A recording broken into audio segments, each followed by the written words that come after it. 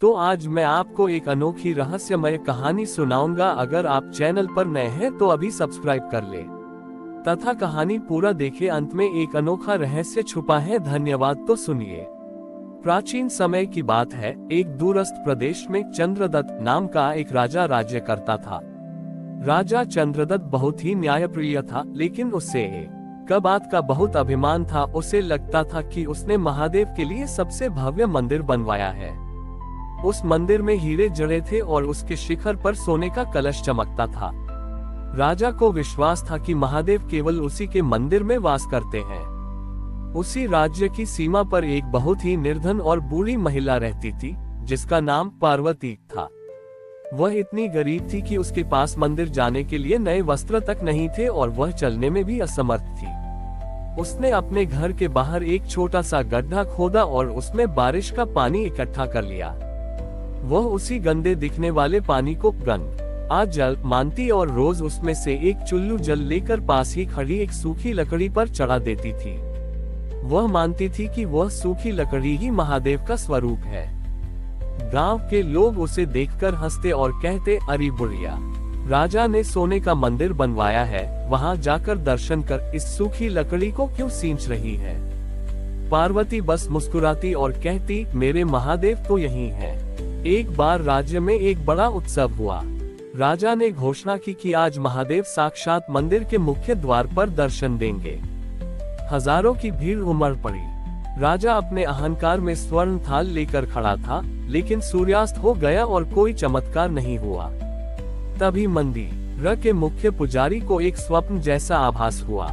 उसे लगा जैसे कोई कह रहा हो, मैं तो उस सूखी लकड़ी के पास हूँ जो प्रेम के जल से भीग रही है। पुजारी ने यह बात राजा को बताई। राजा को विश्वास नहीं हुआ। वह लाव लश्कर के साथ उस बुढ़िया की कुटिया की ओर चल पड़ा। वहां पहुंचकर राजा ने देखा कि पार्वती उसी सूखी लकड़ी के सामने बैठकर रो रही थी और प्रार्थना कर रही थी। जैसे ही राजा ने उस लकड़ी का उपहास करने के लिए अपना हाथ उठाया, अचानक वह सूखी लकड़ी हरे भरे पत्तों से भर गई और उसमें से पारिजात के फूल झरने लगे। हैरानी की बात यह थी कि उन फूलों की सुगंध राजा के स्वर्ण मंदिर से भी कहीं अधिक दिव्य थी। देखते ही देखते उस लकड़ी के भीतर से एक ज्योति प्रकट हुई और साक्षात महादेव वहां खड़े हो गए। राजा ने देखा कि महादेव के मस्तक पर वही पानी की बूंदें चमक रही थी जो उस बुढ़िया ने चढ़ाई थी। महादेव ने राजा की ओर देखा और बोले, राजन, तुम मुझे सोने के महलों में ढूंढ रहे थे, जबकि मैं यहाँ इस निस्वार्थ प्रेम की छांव में बैठा था। मंदिर ईंटों और पत्थरों से नहीं, भक्त के भाव से बनता है। राजा का अहंकार चूर चूर हो गया। उसने अपनी सारी संपत्ति गरीबों की सेवा में लगा दी और स्वयं एक साधारण सेवक बनकर रहने लगा। उस दिन के बाद वह स्थान काष्ठेश्वर महादेव के नाम से जाना गया। ये कहानी हमें सिखाती है कि महादेव को पाने के लिए वैभव की नहीं, बल्कि उस विश्वास की आवश्यकता है जो एक सूखी लकड़ी में भी ईश्वर को देख सके। राजा का अहंकार मिट चुका था और वह काष्ठेश्वर महादेव के उस पवित्र स्थान का संरक्षक बन गया था। लेकिन बूढ़ी पार्वती के मन में अब भी एक इच्छा थी। उसने एक दिन राजा से कहा, बेटा, तुमने मंदिर तो बहुत बनवाए, लेकिन क्या तुमने कभी उस मिट्टी के दर्द को समझा है जिस पर हम चलते हैं। महादेव केवल लकड़ी या पत्थर में नहीं है, वे उस सेवा में हैं जो प्यासे को पानी और भूखे को अन्न दे।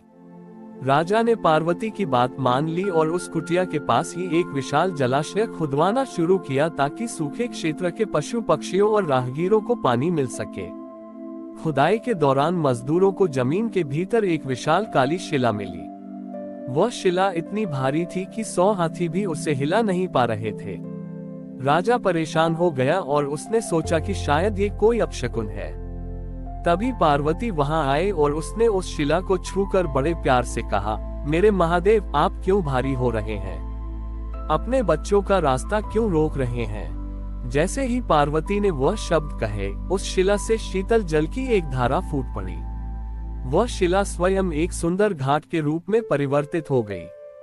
राजा को समझ आया कि जब तक हम मैं और मेरा का भाव रखते हैं, महादेव भारी हो जाते हैं, लेकिन प्रेम के स्पर्श से वे स्वयं मार्ग बन जाते हैं। उस जलाशय का पानी इतना चमत्कारी था कि जो भी उसमें स्नान करता, उसके मन के विकार और द्वेष शांत हो जाते। राजा ने देखा कि अब लोग सोने के मंदिर में नहीं, बल्कि उस खुले आकाश के नीचे बने जलाशय के पास आकर प्रार्थना करते थे। पार्वती ने अपनी अंतिम सांसें उसी जलाशय के किनारे महादेव का नाम लेते हुए त्याग बड़ी। उनकी मृत्यु के बाद उस स्थान पर एक अद्भुत घटना हुई। वह सूखी लकड़ी जो पहले हरी हुई थी, वह एक विशाल कल्पवृक्ष बन गई, जिसकी छाया में बैठने मात्र से लोगों को शांति मिलने लगी। राजा ने अपना बाकी जीवन उसी वृक्ष की सेवा में बिताया। उसने अनुभव किया कि असली राजसुख महलों में नहीं, बल्कि महादेव के भक्तों का चरणों की धूल में है। आज भी उस क्षेत्र के लोग मानते हैं कि जो कोई निष्काम भाव से उस जलाशय का जल पीता है, उसे महादेव के उस विराट स्वरूप का अनुभव होता है जो कण कण में व्याप्त है। काष्ठेश्वर महादेव और वह दिव्य जलाशय आज भी इस बात के गवाह हैं कि सच्ची भक्ति असंभव को भी संभव बना देती है। हमारी और भी आध्यात्मिक एवं अनोखी कहानियां देखने के लिए हमारे चैनल पर जाएं तथा धार्मिक एवं पौराणिक अनोखी कहानियां हमारे चैनल पर है। कृपया जाके देखें तथा हमारे चैनल को सब्सक्राइब करके रखें और वीडियो लाइक जरूर करें। धन्यवाद।